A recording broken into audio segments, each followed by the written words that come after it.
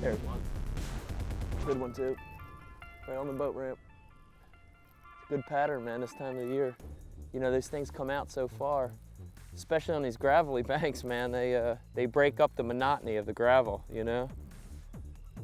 Good spot. It's on that Scatter Rap, man. Scatter Rap Deep. That's a big spot. Good spot. They're up there eating crawfish, man. That's, you look at that bill on that thing, and that's the real key to that bait, is that it changes direction constantly. It's actually a lot like an old wigglewort. You know, we're on Table Rock Lake. The wigglewort's a great bait here. And one of the reasons that wigglewort's so good, the old ones, is it hunts, it searches. And this thing does that right out of the pack. You don't have to find a good one, everyone does it. The only modification I make, especially when that water's cold, if you look at it, we're at about 51-degree water. Fishing a lighter line, this is 10-pound Berkeley Charlie and fluorocarbon, and look right there on the throat of that deep Scatter Rap. You see a little suspend dot, Old Storm suspend dot, and that's going to, your float ratio, it's going to slow it down. So it's not quite a suspending bait, but it's almost neutral buoyancy. And man, look at that. You know they're up there, that's all crawfish. That's what I call crawfish gut. And you know, you're matching the hatch with a crawfish colored bait. Good start, man. Break the monotony, fish those ramps, man, especially on those gravel banks.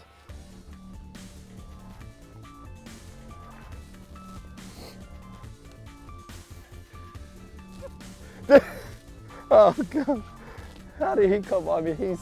I'm talking and he just smashed it. But yeah, you know, you fish this lake, this is the kind of lake where, man, the great thing about it is it just patterns so well. So once you figure something out, you just run it, you know? I mean, gosh, we'll just stay on the outboard until we find a ramp. I just go fish ramps.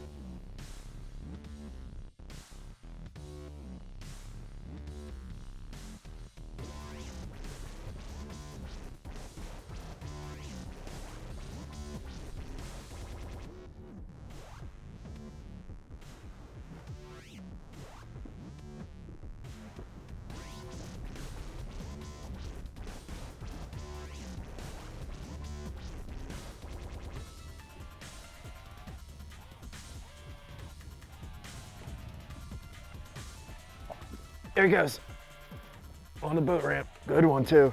Oh God, giant spot, dude. Oh my gosh. Same deal. This is pattern fishing at its best right here, man. Look at this thing. Do you think they want this? Look at this, look at this guy. Let me see this. Look how they got that crankbait in their mouth, dude. Sideways, I mean, gosh, it feels so good when you get on a pattern, man. Pattern fishing, not spot fishing. You know, we caught a few. We had 3 bites on a boat ramp. Literally came around the bank, just using our eyes to visually try to find a boat ramp. The very next boat ramp we get to, 3 cast in, another big, beautiful spotted bass. You know, the other thing I really look at when I'm fishing a crankbait is how they're hooked, and especially how it relates to color. And if you look, all 3 of these fish we caught in the last, 20, 30 minutes have all been hooked, what I call double. Double hook, both sets of hooks in their mouth. When you see that, you're doing the right thing. You don't need to change color.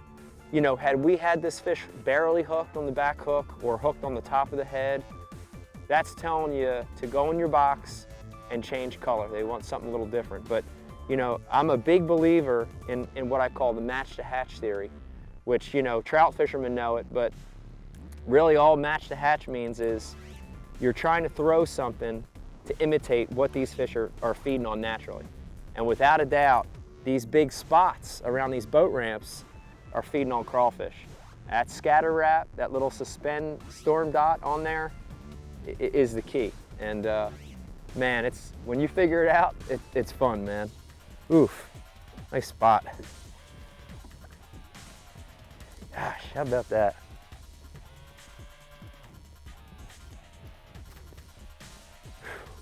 On these ramps, man. Pretty awesome. Uh-oh, that's smallmouth. I can tell by the way he's fighting. No, it's not. It's a big spot again. Golly, bring me to my knees. Boy, they pull.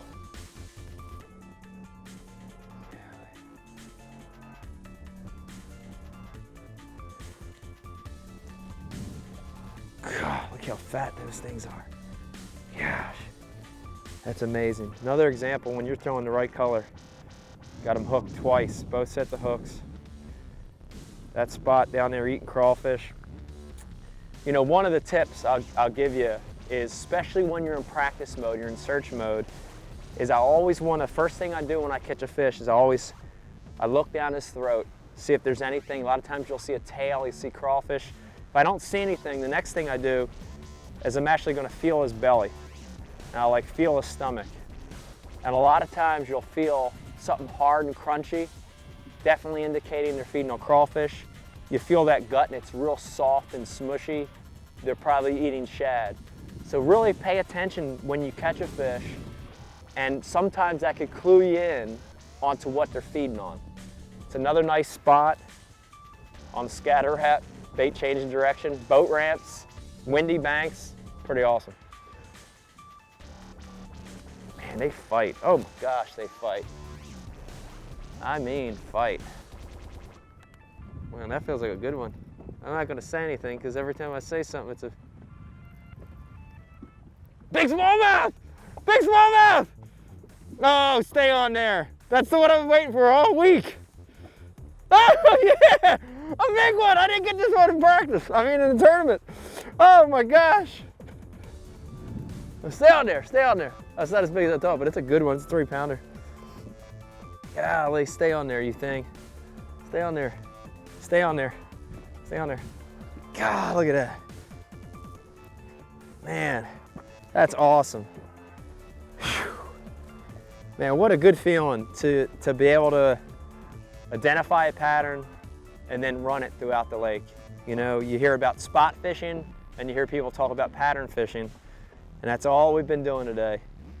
We're, the two things we figured out pretty early: find the boat ramps on gravel banks, and the ones that have wind are a lot better. Awesome, man. Again, just both hooks in it. You know, you're fishing the right color when that happens. Look at that smallmouth. That's a nice one. Just about a 3-pounder. Hair shy, maybe. Big fat belly. Probably eating crawfish again. That's a nice one. Look at that brown one. Pretty, man. Got another big smallmouth, dude. Yeah. I mean, he freaking almost ripped the rod out of my hands. Yeah.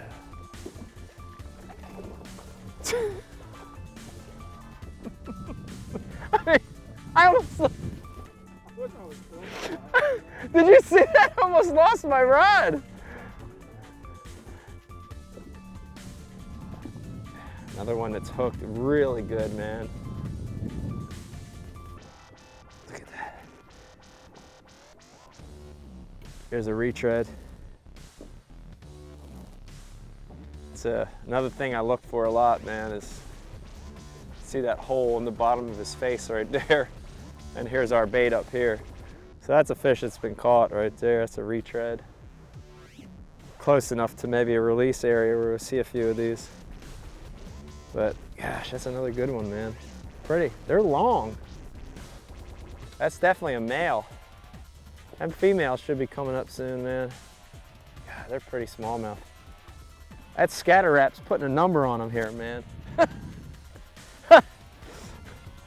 It's amazing. It's like a freaking storm wigglewort on steroids, man.